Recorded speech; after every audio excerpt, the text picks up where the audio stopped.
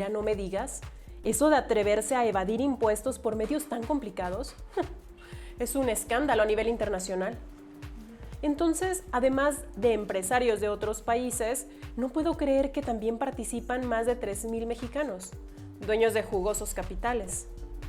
¿Y cómo pudo haberse filtrado información supuestamente confidencial de que tienen su dinero en paraísos fiscales, donde no pagan impuestos?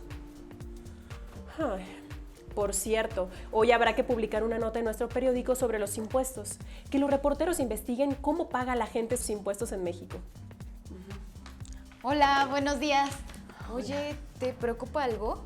Sí, alcancé a escuchar que para no pagar impuestos, algunos dueños de grandes capitales prefieren sacar su dinero del país y guardarlo en otros países donde no pagan impuestos. Primero que nada, buenos días, mis reporteros estrella.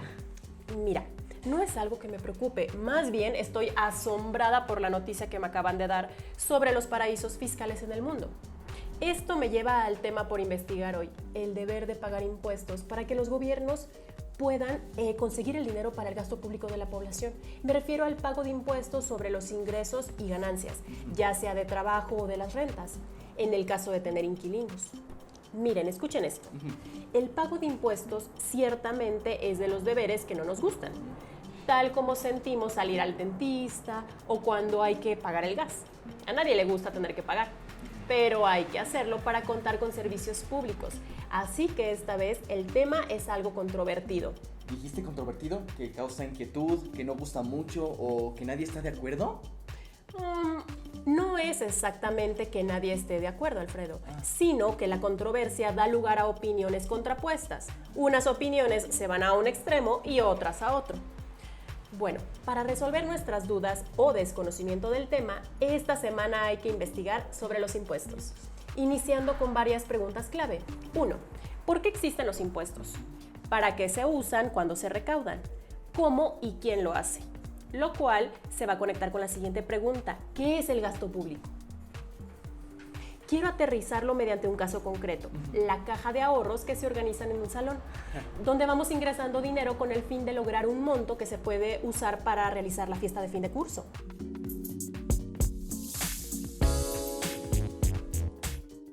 Órale, el asunto es ver de dónde obtenemos el dinero que metemos todos a la caja de ahorros. Supongo que cada quien lo obtiene de algún trabajo extra. Yo por mi parte lo saco de un ahorro cuando me aguanto o no me compro café o galletitas. En general, creo que casi todo lo conseguimos al disminuir las compras hormigas del diario. En mi caso, el dinero que voy juntando es para las cooperachas que hacemos en el salón de clases. Pero regresando a la nota para nuestro periódico, me inquieta saber qué son los impuestos y quiénes deben pagarlos. Sobre los impuestos, el tema ya lo hemos estudiado antes. Busquen en sus notas. Mira, el impuesto de valor agregado o el IVA, cuando compramos algo, no nos lo cobran aparte porque ya viene sumado al precio total y ni cuenta nos damos. También quisiera que indaguen con atención y curiosidad sobre la segunda pregunta clave que mencioné antes. ¿Qué es el gasto público? Reconozco que sobre este gasto, pues no están muy familiarizados, pero son conceptos que hemos oído nombrar de alguna manera. O sea, que al comprar cualquier cosa ya viene sumado un cargo, y eso yo lo siento como un cargo de impuestos fantasmal porque no nos damos cuenta. Bueno, pues vamos a concentrarnos en hacer nuestro mejor esfuerzo a ver si no tenemos muchas dudas. Por supuesto, manos a la obra. No dudo que tengamos muchas dudas, pero confío en que se irán resolviendo conforme vayamos investigando. No se preocupen, me pueden preguntar. Pero bueno, entonces yo los veo al rato. Quiero ver esa nota hoy mismo, ¿de acuerdo? Sí, vale, sí, claro. Va, muy bien. Vamos a ver, ¿qué te parece si nos sumergimos en las redes de internet junto con nuestras notas? Vamos. Vale, vamos.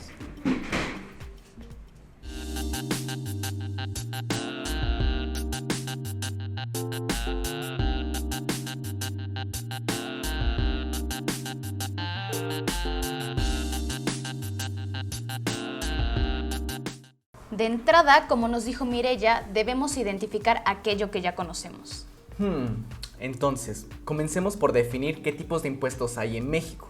Podemos partir del IVA y del otro impuesto que no ni pronunciar se puede, que es el ISR, que significa Impuesto sobre la Renta. Mira, ya lo tengo. El IVA significa Impuesto al Valor Agregado y se aplica en la adquisición de bienes y servicios. tiene una tasa fija del 16% en nuestro país, con excepción en la zona fronteriza, donde es más bajo el impuesto, que es del 8%. Y en cuanto al impuesto sobre la renta llamado ISR, para las personas físicas o individuos que pueden tener derechos y obligaciones, el porcentaje puede variar oscilando entre el 2% aproximadamente y el 35%. Esto depende también del nivel de ingresos de la persona. Otro panorama en contraste es cuando se cobra impuestos a las empresas, llamadas personas morales. Ya se les cobra un impuesto de tasa fija del 30%. Regresando al destino del monto que reúne Hacienda por concepto de impuestos. Mira, aquí está. Entre las muchas obligaciones de los ciudadanos y empresas, los impuestos que le pagan al gobierno tienen la finalidad de solventar algunos de los gastos públicos. Por eso se dice que todos los ciudadanos o del país tenemos la obligación de pagar impuestos. Y estos pueden ser en dos términos generales de dos tipos. Uno es el impuesto de consumo y otro el impuesto sobre las ganancias. Y estos impuestos los cobran los gobiernos para tener dinero que se usa para el gasto público.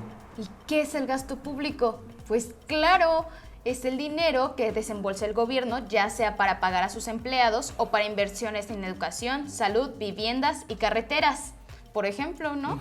Bueno, me tranquiliza que ya arrancamos los motores de nuestra indagación para la nota de nuestro periódico y que las dudas se nos van aclarando.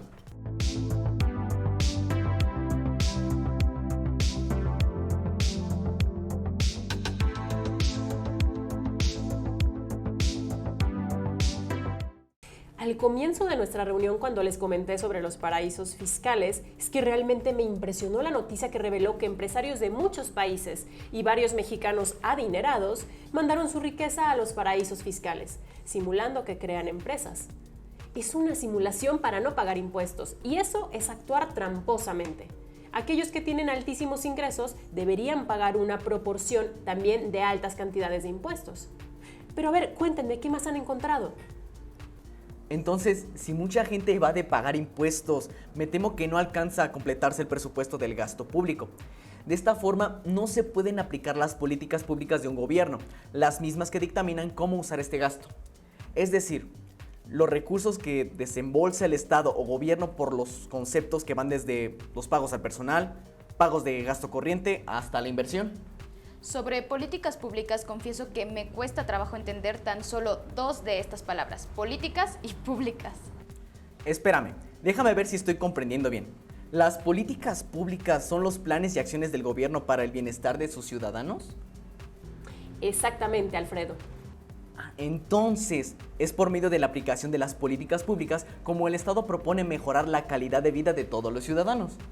Oye, Mireya, encontré una definición que no pude entender muy bien y quisiera que me ayudaras a comprender mejor. Se refiere a la equidad impositiva.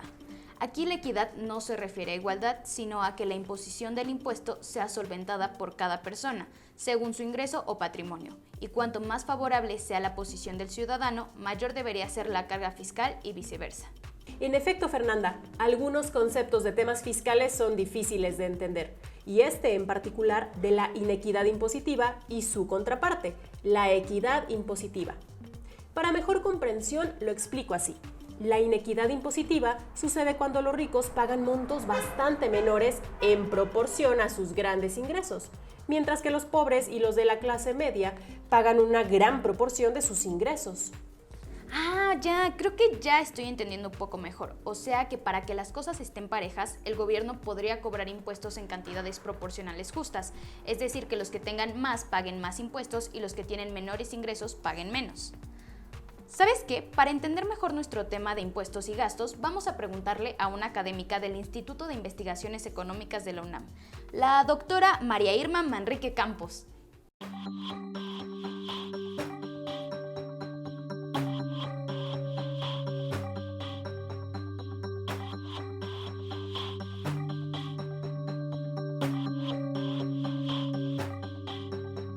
¿Para qué sirven los impuestos y por qué preocupa la inequidad impositiva? Los impuestos es la forma en que el Estado puede obtener recursos suficientes para administrarlos, esos recursos, en favor de toda la población. Es necesario que todos los ciudadanos que perciben ingresos contribuyan. A eso se le llama también contribuyentes. Los impuestos son tributos o cargos a cargo de las personas que están obligadas a pagar, ya sea a una organización, puede ser un régimen de reinado, o a un gobierno, o un estado, y que esto no tiene de ninguna manera alguna contraprestación directa. ¿Qué pasaría si el gobierno se basara en los impuestos directos, o sea, el ISR, y en segundo plano quedara el cobro de impuestos al consumo o IVA? En realidad, esto depende de la administración de cada estado.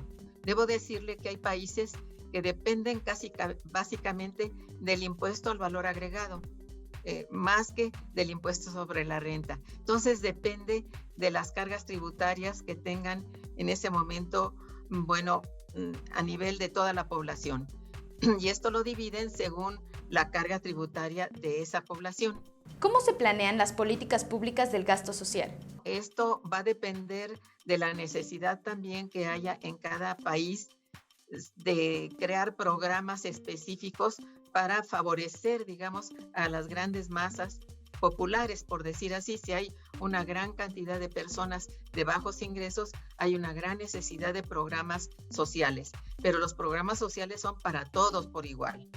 En México, en las últimas décadas del siglo XX, hubo una transición que pasó del Estado benefactor a uno del libre mercado. ¿Qué consecuencias tuvo esta transición en el pago de impuestos? Esa transición, le voy a decir que en realidad siempre ha sido un país que ha recaudado poco, no es de gran recaudación, porque la mayoría de la población es de bajos ingresos. Entonces, cuando se cambia el sistema, digamos, el sistema económico en general, en realidad se buscaba que hubiera mayor recaudación, que subieran los impuestos, esta es la cosa, pero no puede de pronto decidirse un incremento de impuestos porque esto es grave para la economía en general. Puede producir de un momento a otro un proceso inflacionario que nadie quiere, ¿entiende? Entonces tiene que ser muy cuidadoso el incremento de impuestos cuando así se precisa. En general, las personas no son muy afectas a estar pagando más altos impuestos, salvo que el Estado demostrara que con estos impuestos está generando muchos beneficios sociales. En este sentido, mejores servicios urbanos, mejores servicios médicos, mejores servicios educativos. Si esto fuera así, los ciudadanos están dispuestos a pagar más altos impuestos. Y esto lo digo por países altamente desarrollados que tienen este sistema. La doctora Manrique de la UNAM nos ha explicado la importancia de que el gobierno, por medio de la Secretaría de Hacienda, pueda exigir más impuestos a quienes tienen más riquezas para poder combatir la desigualdad social. Ahora entiendo por qué al principio de nuestra investigación Mireya dijo que es un tema controversial, ya que hay mexicanos con grandes capitales y bienes que piensan que para seguir invirtiendo y ofrecer más empleos y poder producir, necesitan que les hagan descuentos en los impuestos. Aplicaste muy bien lo del tema controversial, pero mientras se les sigan concediendo descuentos en el pago a los dueños de grandes patrimonios, hay un retroceso para conseguir los recursos, el dinero para poder pagar el gasto social, como sería el de los pensionados, por ejemplo, y eso conduce a una mayor inequidad social. En el otro extremo de la balanza, uno se pregunta, o sea, yo misma me pregunto, ¿por qué alguien con un salario de, digamos, 7,000 pesos mensuales debe pagar el mismo porcentaje de impuestos sobre el trabajo comparado con el otro extremo de una persona que obtiene ingresos mensuales cercanos a los 200,000 pesos? Mira, no es así. A las personas o individuos no se les cobra un mismo porcentaje del impuesto ISR sobre la renta e ingresos. El cargo sería de acuerdo a los ingresos, cobrando diferentes porcentajes. Solamente ocurre que el SAT cobre el mismo porcentaje de impuesto del ISR para las empresas llamadas personas morales. En ese caso, el impuesto sí es una tasa fija del 30%. Yo también me pregunto la razón por qué se carga el mismo porcentaje del IVA a quienes pagan en un restaurante o compran una prenda que a una persona que puede comprarse un yate o una casa, por ejemplo.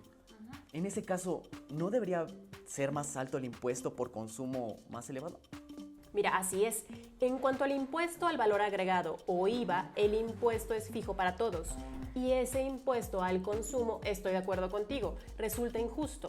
Si se contara con una mayor recaudación, se podrían mejorar otros temas sociales transversales como el del medio ambiente y cambio climático, que es un tema que también le compete a las ciencias naturales. Muy buen trabajo. Creo que partiendo de temas complejos como la recaudación tributaria y los servicios públicos, ustedes se aventuraron a aterrizarlo.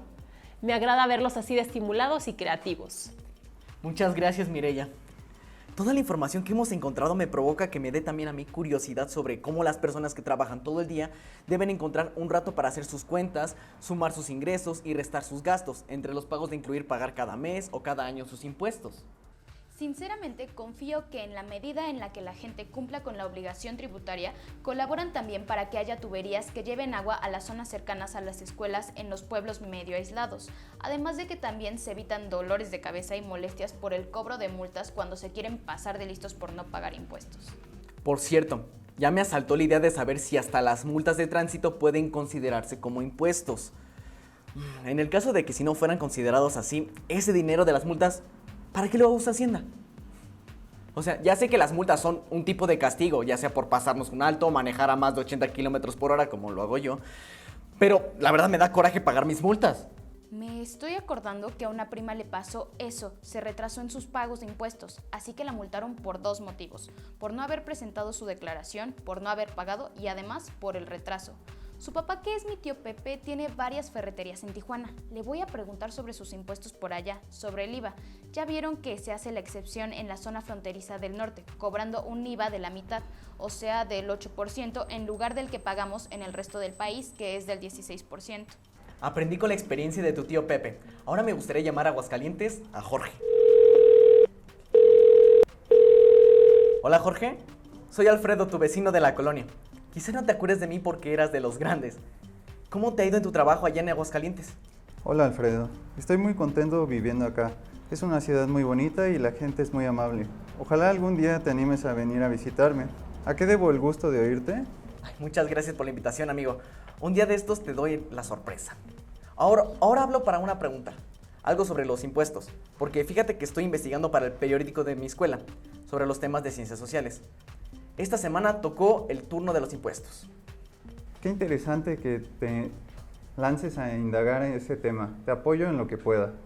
Mi pregunta va encaminada a conocer tu opinión sobre los pagos de impuestos, específicamente en tu caso, porque los impuestos que te descuentan sobre tu sueldo, ¿estás de acuerdo con el pago de impuestos que tienes que hacer al gobierno como asalariado?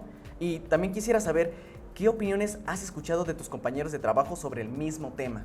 En mi opinión, aunque es doloroso el pago de impuestos que hago por mi trabajo, me parece que es la forma en que los ciudadanos aseguramos poder gozar de servicios básicos, importantes en nuestra vida, como son, por ejemplo, la recolección de basura o el alumbrado público, construcción de caminos y carreteras, etc.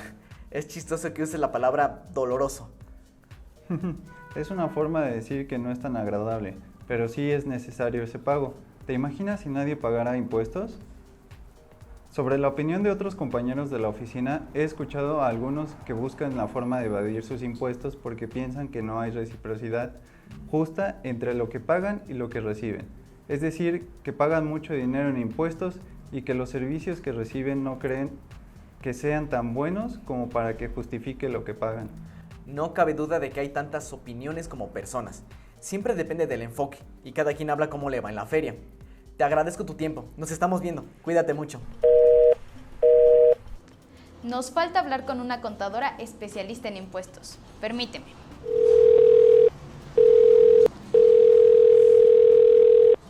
Hola, me llamo Fernanda. ¿Estoy hablando con Luisa? Fui amiga de tu hermana en la secundaria. Supe que estudiaste contabilidad. ¿Qué tal, Fernanda? Dime, ¿en qué te puedo servir? Ay, gracias, es que es para el periódico de mi escuela y quisiera pedir tu opinión, pues supe que te graduaste de la carrera de Contaduría Pública y estás haciendo una maestría en Derecho Fiscal. Sí, efectivamente el derecho fiscal es algo que me apasiona. ¡Qué padre! Bueno, pero pues por eso me atrevo a llamarte. Mi pregunta específica es relacionada a la política fiscal en México y si tú consideras que se aplica a la gente de una manera justa considerando las mayorías. Lo que indagas es mi mero mole. Pues bien, más creo que la política fiscal en México es insuficientemente progresiva. Muchos especialistas coinciden en que se requieren tasas impositivas más elevadas para la parte más alta de la distribución, o en otras palabras, que las personas que más ganan paguen más impuestos. Lamentablemente, en la situación actual que existe en México, eso no sucede. Asimismo, los especialistas apuntan que son necesarios nuevos impuestos que graven las fuentes de ingreso más comunes del minúsculo grupo de la población que se encuentra en los niveles más altos de ingresos. Por ejemplo, habría que gravar los ingresos provenientes de las ganancias del capital, de los dividendos y de los intereses, entre otros. Gracias, Luisa. Creo que tus conceptos me dan herramientas muy valiosas para abrir la discusión con mis compañeros sobre la situación de la política fiscal en México y sobre las necesidades de una reforma de fondo que ayude a corregir las desigualdades que el actual modelo genera. Ya no te quito más tu tiempo. ¡Saludos! Siempre es importante contar con diferentes puntos de vista. Por lo pronto, quiero reiterar que han hecho un excelente trabajo. Me parece muy buena la información que han obtenido y la forma en la que la van aterrizando. Creo que pueden ir definiendo la nota final, aunque aún faltan algunos datos duros.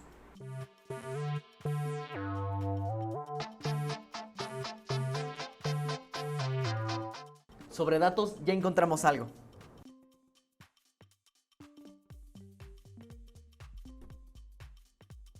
El 37% de las personas encuestadas en México consideró que la evasión era justificable en 2016, ocupando el cuarto peor número de América Latina y el Caribe, y por encima del promedio de la región, que es del 29%. En contraste, en los 3 países con mejores resultados en la recaudación, Venezuela, Ecuador y Chile, 15% de los encuestados consideró que la evasión es justificable. De acuerdo con datos de la encuesta Latinobarómetro, el 70% de los encuestados en México declaró tener poca o nula confianza en el gobierno. Latinobarómetro 2016. Esto podría deberse a los índices de corrupción y a la calidad de los servicios públicos, deteriorando la moral tributaria en el país. Por otro lado, algunos de los servicios públicos más relevantes en la vida cotidiana de las personas tienen malas evaluaciones ciudadanas. De acuerdo con datos, para 2017, el 50% de la población se sintió satisfecho con el servicio de calles y avenidas de sus comunidades, mientras que 61% lo estuvo con el transporte público y 46% con la policía. INEGI 2017. Entonces, ya comienzo a tener un poco más claro que la problemática de las inequidades en el pago de impuestos en México, que beneficia a los dueños de grandes empresas con el fin de incentivar sus inversiones, se explica al ver que el Estado dispone de poco monto para el gasto social. De esta forma, el gasto social ha disminuido porque tanto empresas como ciudadanos de alguna manera evaden el pago de sus impuestos. Pero también el modelo de libre mercado, por sus propias características, desalienta el gasto social y con ello limita la participación económica del Estado. Cuando no todos pagamos impuestos, a ese triste suceso se le llama inequidad fiscal. En este modelo de libre mercado en que vivimos, la política fiscal busca disminuir impuestos en ciertas áreas para incentivar la economía, pero lo hace a través de establecer una preferencia por impuestos indirectos al consumo. El IVA respecto a los impuestos directos, que sería el impuesto sobre la renta, ISR. Me pregunto qué pasaría si el gobierno se basara de manera prioritaria en los impuestos directos, o sea, el ISR, y en segundo plano quedara el cobro de impuestos del consumo o IVA. En nuestra realidad es exactamente al revés. El gobierno vía el SAT se recarga más en la recaudación de impuestos indirectos, como lo es el IVA, que en los impuestos directos, que son los impuestos sobre la renta. ¿En qué países se cobran los impuestos de manera diferente que el nuestro? Bueno, por supuesto que quedan preguntas en el aire, que nos van a dar para trabajar otra investigación del periódico. Por lo pronto, su nota está lista para publicarse. Muy bien, chicos, lo hicieron genial.